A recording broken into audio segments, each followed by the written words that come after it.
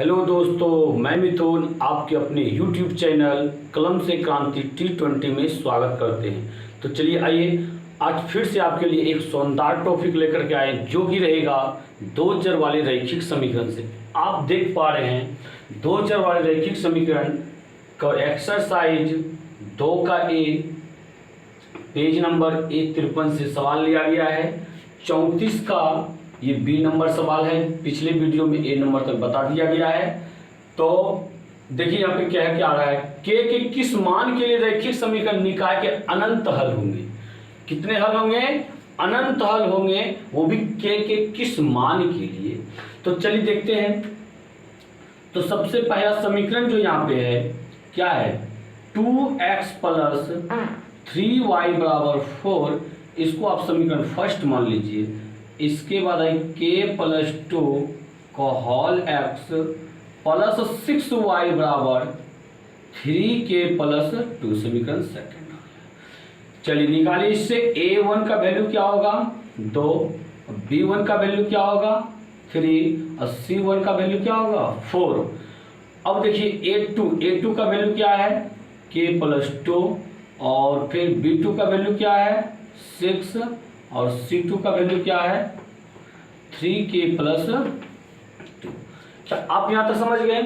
तो बिल्कुल उम्मीद करते हैं समझ पा रहे होंगे आप लोग। और यदि कहने मतलब कोई पहली बार मेरे वीडियो देख रहे हैं तो शायद आपको समझ में नहीं आए, तो आप से रिक्वेस्ट है मेरा, कोई भी क्लास देखें, उसका क्लास फर्स्ट से देखें। दो चार रैखिक समीकरण देखना है, आप क्लास फर्स्ट से देखते हुए यहाँ तक आए, तभी आपको समझ में आएगा। और मेरे उन भाइयों से रिक्वेस्ट है जो कि लगातार देख रहे हैं, तो वीडियो के एकदम बिल्कुल लाइक करते रहें और अपने दोस्तों में शेयर करते रहें। और यदि जो नए साथी हैं वो सबसे पहले चैनल को सब्सक्राइब कर लीजिए। तो देखिए यहाँ पे क्या है, अनंत हल है। यहाँ लिखेंगे चूंकि अनंत हल होंगे, इसलिए अनंत हल का शर्त लिखेंगे। यहाँ पे शर्त क्या होता है, a1 by a2 equal to b1 by b2 equal to c1 by c2। ठीक है, तो बताइए a1 का वैल्यू कितना है यहाँ पे 2, a2 का वैल्यू क्या है k प्लस 2, b1 का वैल्यू क्या है 3, b2 का वैल्यू क्या है यहाँ पे 6, c1 का वैल्यू 4, c2 का वैल्यू 3k प्लस 2। कंप्लीट हो गया ये। अब देखिए यहाँ पे क्या करेंगे हम लोग, ये तीनों आपस में बराबर है, तो किसी दो को आपस में हम बराबर करके के का वैल्यू निकाल सकते हैं। तो चलिए किसको आप बराबर करना चाहते हैं? मेरा मन करता है शुरू वाले और बीच वाले को हम ले लेते हैं। और तो यहाँ करते क्या है 2 बाई के प्लस 2 बराबर 3/6। आपका यदि मन करे कि इसको ले लेंगे तो आप बेहिचक ले लीजिए, कोई दिक्कत नहीं है, सेम वैल्यू निकलेगा इसका। ठीक है, तो काटिए इसको, 3 1 का 3, 3 दूनी 6, बाय क्रॉस मल्टीप्लाई कीजिए, के प्लस 2 से 1 से गुना करेंगे, सेम होने वाला है के प्लस 2, और ये 2 दूनी 4। तो बोलिए इसलिए के बराबर क्या होगा 4 माइनस 2 बराबर 2। यही हो गया हम लोग का आंसर, जो कि बहुत ही इंपॉर्टेंट सवाल माना जाता है आपके लिए। तो ये शायद ये ऑब्जेक्टिव में पूछा जाएगा, 90% चांस रहता है ऑब्जेक्टिव में पूछने का। तो आप समझने का प्रयास कीजिए और समझते हुए आगे बढ़िए। देखिए अगला क्वेश्चन क्या है आपके लिए। देखिए क्वेश्चन आपका इसी का सी नंबर क्वेश्चन क्या है, आप इसको सही से समझने का प्रयास कीजिए, चूंकि ये हिसाब समझने का मतलब 1 नंबर आपका कम से कम बोर्ड में फिक्स हो जाएगा। आप इस चीज को समझने का प्रयास कीजिए। देखिए क्या है, 2x प्लस 3y बराबर 5, समीकरण फर्स्ट मान लीजिए इसको। 4x प्लस ky बराबर 10, समीकरण सेकंड मान लीजिए। अब देखिए यहाँ पे a1 का वैल्यू क्या है बताते रहिए आप लोग भी मन में। b1 का वैल्यू बोलिए 3, और c1 का वैल्यू बताइए 5, a2 का वैल्यू समीकरण सेकंड में देखिए 4, और b2 का वैल्यू क्या है k, c2 का वैल्यू क्या है 10। चूंकि क्या वहां पे अनंत हल होंगे। इसलिए इसका शर्त लिखिए, क्या होता है, A1/A2 equal to B1/B2 equal to C1/C2 होता है। तो बताइए यहाँ पे A1 का वैल्यू क्या है 2, A2 का वैल्यू 4 इक्वल टू B1 का वैल्यू 3, B2 का value K equal to C1 का वैल्यू 5, C2 का वैल्यू 10। तो इसमें क्या कीजिए, फिर से कोई दो ले लीजिए। इसमें से आपको दो तरह से लेना पड़ेगा, या तो ये दोनों को लीजिए या तो ये दोनों को। शुरू और लास्ट वाले को लीजिए, इसमें के है नहीं, मान देगा नहीं। या तो ये दोनों को लीजिए या तो लास्ट वाले दो को लीजिए, जो लेना है आप लीजिए। चलिए हम शुरू वाले को लेते हैं। और 2/4 बराबर 3/k। तो बताइए 2 दूनी 4, बाय क्रॉस कीजिए, यहाँ एक है k गुना 1 इसलिए k, 3 दूनी 6, तो ये k का वैल्यू क्या हो गया आपका 6 हो गया। क्या आप इन चीजों को समझ पा रहे हैं? बिल्कुल उम्मीद करते हैं समझ पा रहे होंगे। देखते हैं अगला क्वेश्चन क्या है, अगले क्वेश्चन की तरफ चलते हैं हम लोग। तो देखिए अगला क्वेश्चन आपका क्या है, क्वेश्चन है ये 2 नंबर का, अल्फा व बीटा के मान ज्ञात कीजिए जिनके लिए निम्न रैखिक समीकरण निकाय के अनंत हल होंगे। समीकरण है 2x + 3y = 7, 2αx + α + बीटा का होल y = 28। आप समझने का प्रयास कीजिए, देखिए क्या होता है। यहाँ पे 2x + 3y = 7 है, ये समीकरण फर्स्ट हो गया आपका। इसके बाद क्या है, 2αx + α + बीटा का होल y बराबर क्या है 28, समीकरण ये सेकंड हो गया। तो आप बताइए यहाँ पे सबसे पहले A1 का वैल्यू क्या होगा 2, B1 का वैल्यू क्या होगा 3 और C1 का वैल्यू क्या होगा 7। अब देखिए A2 का वैल्यू क्या हो गया 2α, ठीक है। और फिर B2 का वैल्यू क्या हो गया α + बीटा, और C2 का वैल्यू क्या हो गया 28। क्या आप इन चीज को समझ पा रहे हैं? इसके बाद देखिए यहाँ पे क्या कहता है, निकाय के क्या अनंत हल होंगे, लेकिन यहाँ पे चूंकि अनंत हल होंगे इसलिए इसका शर्त लिखिए, क्या होता है A1/A2 equal to B1/B2 equal to C1/C2 होता है। चलिए मान बैठाइए आप इसका।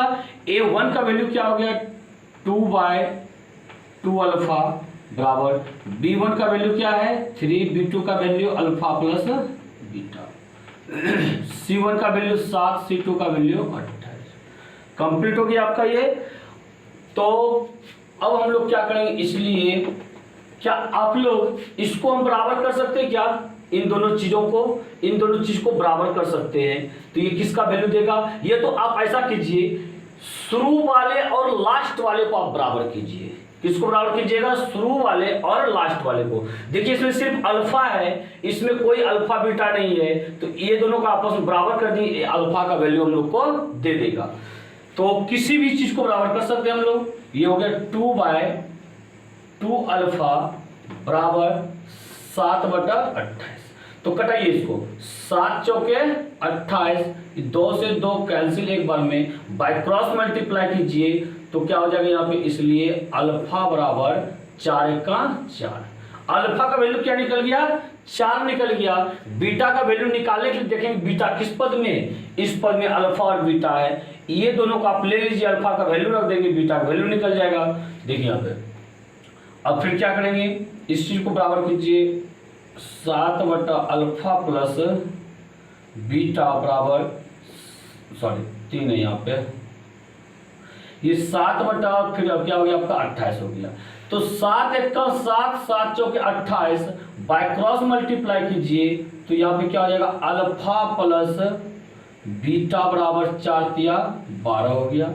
अगला स्टेप में अल्फा का मान रख दीजिए, अल्फा का वैल्यू कितना हो जाएगा यहाँ पे 4 + बीटा बराबर 12, इसलिए बोलिए बीटा बराबर क्या होगा 12, 4 को ट्रांसफर कीजिए -4 तो बराबर हो गया 8, अतः अल्फा बराबर हो गया 4, बीटा बराबर 8। तो यही हो गया हम लोग का आंसर।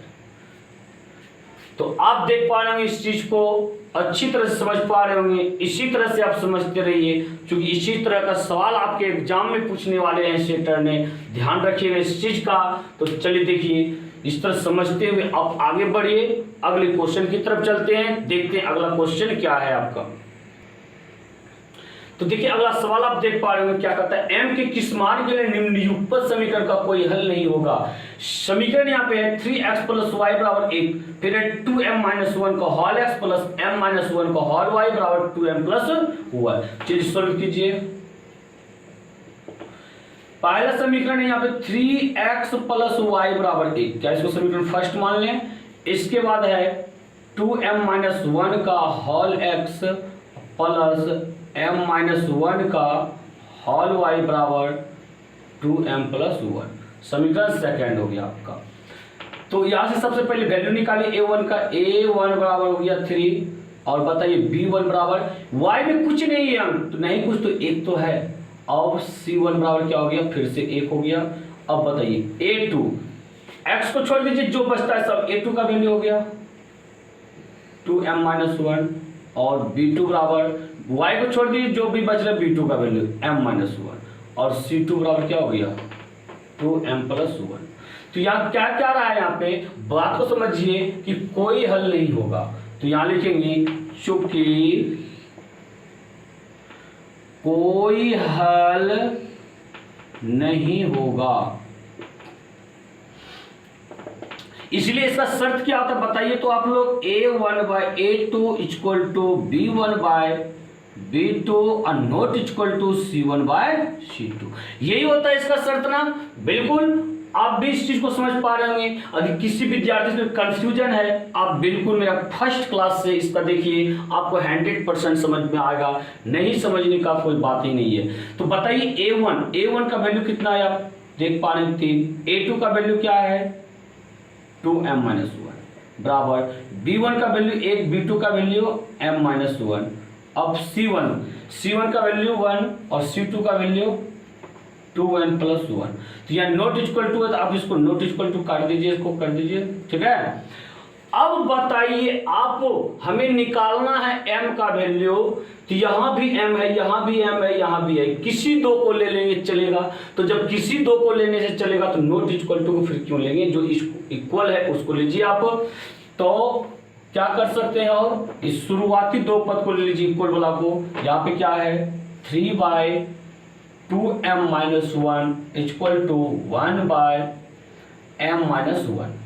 तो बाय क्रॉस मल्टीप्लाई कीजिए, 3 से जब गुना कीजिएगा तो यहाँ पे क्या हो जाएगा, 3 से पहले m में 3m हो गया, -3 गुना 1 करेंगे 3 हो जाएगा। अब इसको 1 से गुना करेंगे, सेम होगा ये 2m - 1।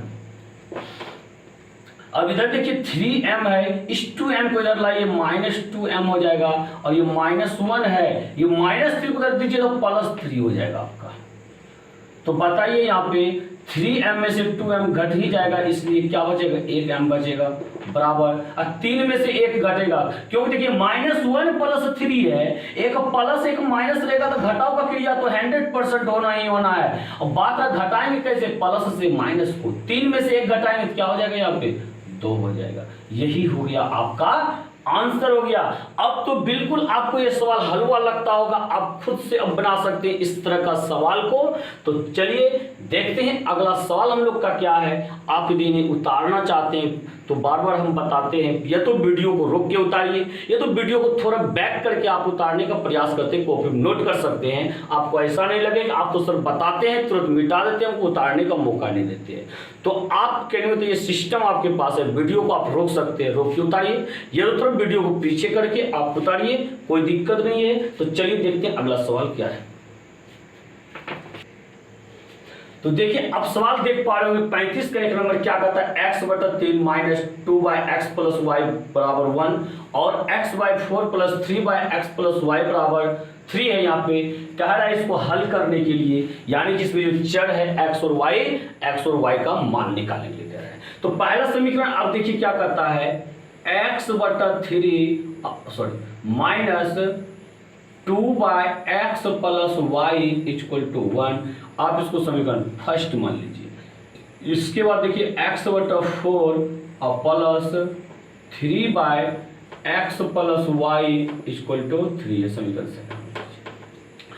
देखिए अब फिर से वही सवाल लौट करके आ गया है आपका समीकरण को हल करने वाला।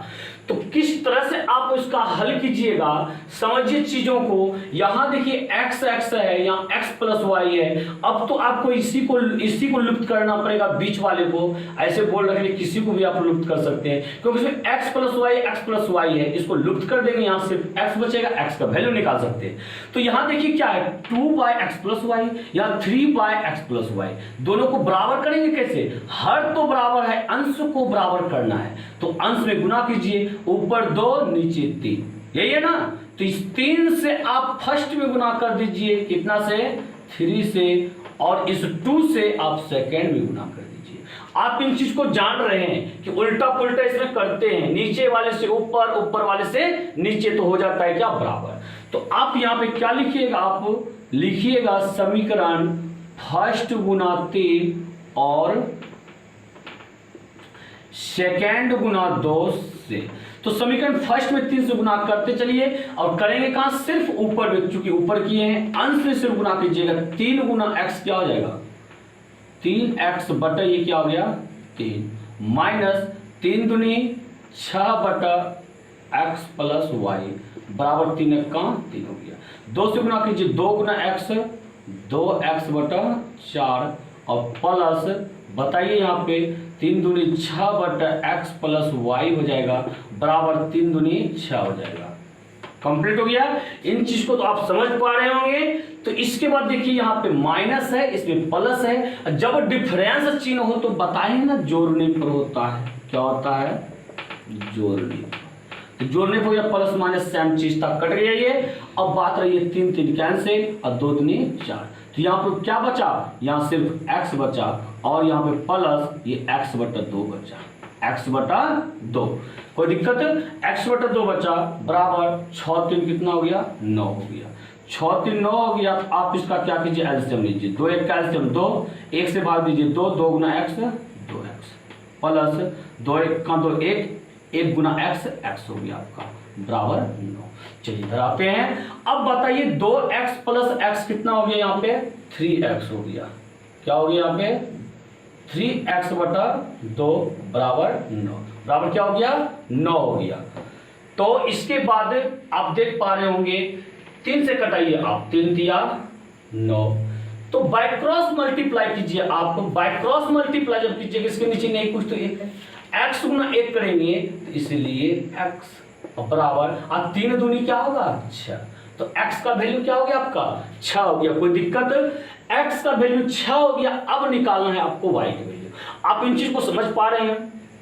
तो इसके बाद y का वैल्यू जब निकालेंगे, इस x का मान समीकरण फर्स्ट में आप रख दीजिए, y का वैल्यू निकल जाएगा। लिखिए, क्या लिखिएगा? समीकरण फर्स्ट में x का मान रखने पर समीकरण फर्स्ट कहाँ है आपका? ये देख पा रहे हैं, x बटा 3 माइनस 2/x प्लस वाई बराबर 1। समीकरण फर्स्ट को उतार दिए ना, जहां जहां x दिख रहा है वहां क्या रखने वाले हैं? 6 रखेंगे। चलिए रखिए इस चीज को, यहां x रख दीजिए 6 बटा 3 माइनस 2 बटा यहाँ x रखिए 6 अब प्लस वाई बराबर 1। कटाइए, 3 दूनी 6, तो क्या हो गया? ये 2 माइनस 2 बटा 6 प्लस वाई बराबर 1 हो गया। तो एक काम कीजिए, माइनस दिख रहा है, इसको आप उधर ट्रांसफर कर लीजिए, तो प्लस में हो जाएगा 2 बटा 6 प्लस वाई। और जब ये चला गया उधर, अब 1 आएगा इधर, पहले लिखेंगे किसको? 2 माइनस से। इन चीज को आप समझ पा रहे हैं? ट्रांसफर इसको किया इधर और इसको इधर, बस लिखे से उल्टा, इधर वाले चीज को इधर, इधर वाले चीज को इधर। इन चीज को तो आप समझ पा रहे होंगे, कई बार ऐसा हम कर रखे हैं। तो ये देखिए 2 बटा 6 प्लस वाई बराबर 2 में से 1 गया तो 1 हो गया। तो अब बाय क्रॉस मल्टीप्लाई जब हम लोग करेंगे, ये हो जाएगा 6 प्लस वाई बराबर 2। तो इसलिए वाई बराबर क्या होगा? तो 6 का ट्रांसफर करना है, तो पहले लिखेंगे 2 माइनस 4, 2 में से 6 गया तो माइनस 4 हो गया, माइनस 4। तो यहाँ क्या लिखेंगे? अतः x बराबर 6 वाई बराबर माइनस 4। यही हो गया हम लोग का आंसर। क्या कोई दिक्कत है इसमें? तो चलिए अगला सवाल देखते हैं। अगला सवाल क्या है? तो ये 35 नंबर में सवाल अब देख पा रहे 5 नंबर तक 4 सवाल और शेष बच रखा है। आप इन चीज को बनाने का प्रयास कीजिए, 100% आप बना पाइएगा। यदि बने तो आप वो भी कमेंट करके बताइए, नहीं बने वैसा भी आप बताइएगा। अगले दिन फिर हम बताएंगे आपको। तो और एक चीज बता देते हैं आपको, यदि आपको वीडियो पसंद आ रहा है तो आप कम से कम लाइक तो जरूर करते रहिए और वीडियो को शेयर जरूर कीजिए। और ये मेरे कोई नए साथी जुड़े हुए हैं चैनल पे तो सबसे पहले आप चैनल को सब्सक्राइब कर लीजिए। और इसी तरह से प्रत्येक दिन आपके लिए हम शानदार टॉपिक लाने वाले हैं और इसी तरह से आपके साथ हम एग्जाम तक रहेंगे और आपको साथ देंगे। तो देखिए, इस तरह से मिलते हैं हम लोग अगले दिन अगले वीडियो में। इसी के साथ जय हिंद, जय भारत।